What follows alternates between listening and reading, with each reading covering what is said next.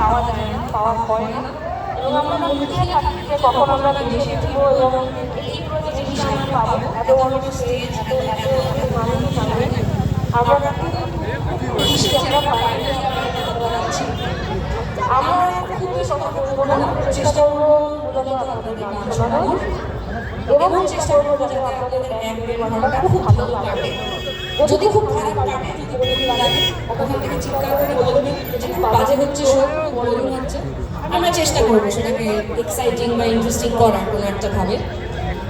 গানগুলো নিয়ে একটু একটু করে বলতে বলতে যাবো, কারণ আমরা অনেকেই গানগুলোর মূল ক্রিয়েটার যারা, তাদের কথা জানি না। সবাই যারা গানটা চেনে গিয়েছেন তাদেরকেই আমরা চিনি। যেরকম আমার গান অনেকেই জানেন, কিন্তু গানগুলো কে লিখেছেন, কে সুর করেছেন অনেকেই হয়তো জানেন না।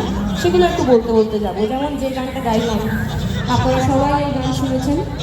এই গানটা চিনি বলে একটি ছবির গান। এই গানটা লিখেছে রিতম এবং সুর করেছে প্রসেনদা।